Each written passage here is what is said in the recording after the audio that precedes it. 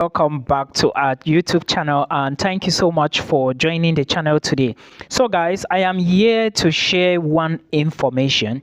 First of all, if you are seeing my face for the very first time, please share this video to at least 2 people, to your neighbor. Share to your neighbor now, and also like the video, because if you like the video, YouTube is going to tell that your same neighbor that, okay, Milton just dropped food here, come and eat. Okay, so now my name is Milton. Thank you so much for joining. So I'm going to be talking about Sweden. Now the reason I'm talking about Sweden is because admissions is officially open in Sweden, and you should apply as fast as possible. The reason why I'm saying you should apply as fast as possible is because Sweden is one of the hottest countries now. Though there are a lot of laws that are changing, but it is one of the hottest countries. Why is Sweden one of the hottest countries? One, in Sweden, if you have admissions for bachelor's, master's, or PhD, you can move with your family. You can move with your family. While you, as an international student, you work part-time, your spouse can also work full-time. Now, also understand that as an international student, nobody will restrict you. You can work full-time as well. But remember, while you are struggling to work full-time, do not forget that your spouse is on work permit, and her work permit, or his or her work permit, is under your student permit. He is working or she is working because you are a student. So focus more and pass your exam. Because in Sweden, if you don't get at least 30 ECTS credit units or credits, you may not be able to renew your permit again. So do not put your spouse into problems. Rather, you focus on academics. You guys should sit down and negotiate. So I would say that if you are the man and your spouse also have great education background, because most women, they don't want to study. I know, you don't need to tell me. So if she says, okay, you should apply, you should study, let her work, no problem, accept, bro. If she says, okay, let me apply, let me study, so you work, since you are stronger, you are the man, no problem, apply. And admissions is open already in Sweden. Now, what are the requirements you need to apply for Swedish universities? Well, before I even talk about the requirements, let me tell you some things you need to know. If you are moving to Sweden, please avoid courses that are not up to 120 ACTS credit units. When you go to the website, when you are going to be applying for, where you are going to do the application, it is called universityadmission.se.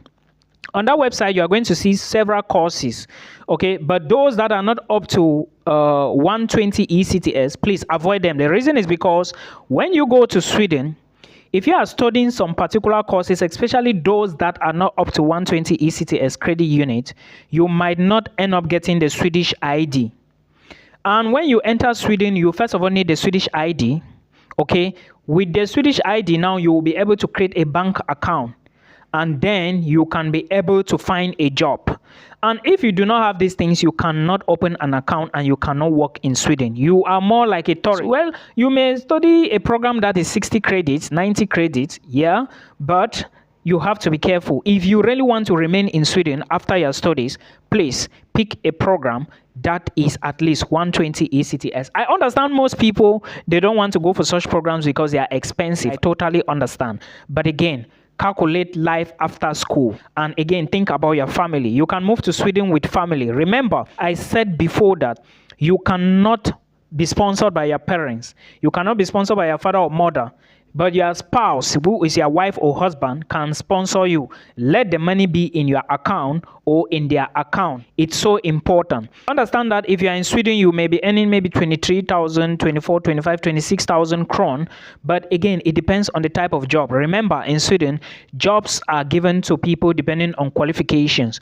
Like if you are a skilled professional, you may get IT jobs and so many other jobs related to that. Doctors, nurses, right? If you do not have those skills as an international student, you will only end up doing 1 or 2. You know, 1 or 2, right? Restaurant, management, maybe housekeeping and stuff like that. But you don't need to panic. These are still jobs that will pay your bills and feed people for you. I hope you understand. So these are the things. Now let's take a look at the requirements. First, let me elaborate on transcript. If you are from Cameroon or Nigeria, I'm talking based on, because I know many of you are following this video. Please make sure your university send your transcript directly to that email. Verification hrs.se. There is an email, there is a video I did previously when I said there is a particular email. If you send your transcript yourself, of course, you have to create an account when you want to, because like the admission is open now, you need to create an account, upload all your credentials there, then you select your programs. Remember, you can select more than 4. I think maximum is 4 programs. You can select, then maximum for bachelor's to be 6. You can select maximum of 4. Then when you are to apply for this program, you have to pay an application fee. Without the application fee, you can't succeed.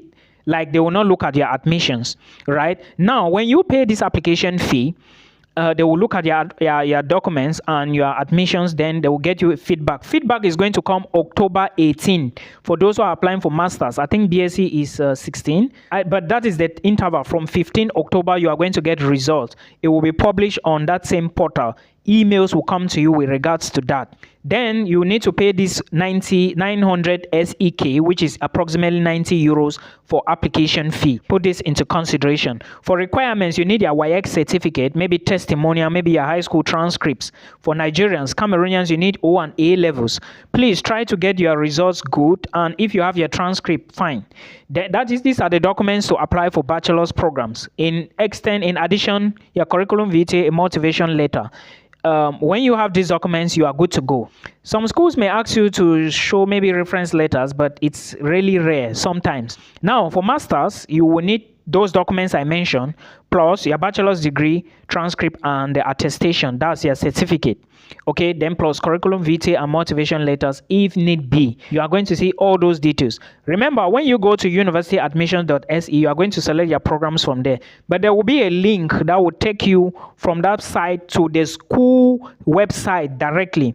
Please always make sure you check and reach the school website so that you see there may be additional documents that are needed for that particular program and you may not know. And if you do not maybe supply those additional documents, you may not get admission. Also understand that you can apply for master's, PhD, and bachelor's, and you move with your family. I mentioned this. And for your proof of funds, Cameroonians, you should have at least 7.5 million. This money is after you have paid your first tuition deposit. Please, now let's take a look at the tuition fee. When you're applying to Sweden, as an international student, tuition fee is not that cheap. So you should know this. So when you get admissions, you will accept the admissions. Then they will generate a link for you to pay your first tuition deposit. Before you apply, you are going to see how much you need to pay for first tuition deposit. If you think you cannot afford, don't apply. Don't waste your time. Because if you do not pay that first tuition, you cannot apply for visa. Cameroonians, you will be applying for visa only in Nigeria. Put this into consideration. It's so important. Then other things you should consider while applying to Sweden is that when you finish your study program, you would get post-graduation work permit. Now, you can equally stay back and get permanent residency, okay? But remember, for you to get permanent residency and PR, you must be able to speak Swedish. That shouldn't be a problem. That shouldn't scare you. Make sure you go to where your family can be better, and Sweden is one of the places if you have the money.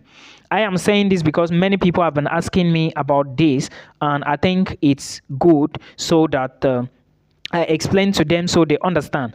Now, also understand that there is one thing I want to emphasize here. There are various dates you have to follow to have a successful admissions with universityadmission.se.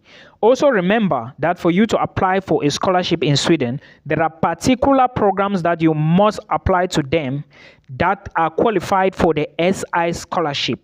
So before you even apply for those programs, check two things. One, is the SI scholarship going to be available for students who are applying now? That is for the spring intake. Remember, lectures will begin January 2025.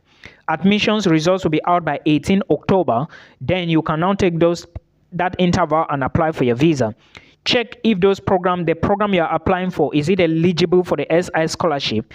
If it's not eligible, then you change the program. Then also remember that there are particular schools that are also open for the SI scholarship. The link is there. I have a video I did about this already. But if you think that you have the funds to fund yourself, why not apply for the program and go in? HND is not accepted. And if you have HND, please, I will advise you go for bachelor's. Now, remember, that when you're applying to any program in Sweden, you have to put tuition fee into consideration. It's very expensive, guys, and proof of funds, you need to show. Remember, if you want to move with family, you have a particular amount of money you need to show. There is a video I did already about this, so please check it out and then you start the application. Also remember that Sweden is for people who are highly smart. Like if you had a bachelor's degree in computer science, go for a master's in computer science or engineering. If you have bachelor's in literature, do not go for master's in biology. No, apply for something that directly correlates with what you did at bachelor's level. I hope this will help you. In case there is any other detail, I'm going to bring the videos here. There are many videos on my YouTube channel to guide you along this process. So I believe it's going to help you now. Please follow the dates and everything there. But remember, the last day to submit your document should be September, right? So please check all those application portals. Then you will see all those details. And I wish you all the best as you apply.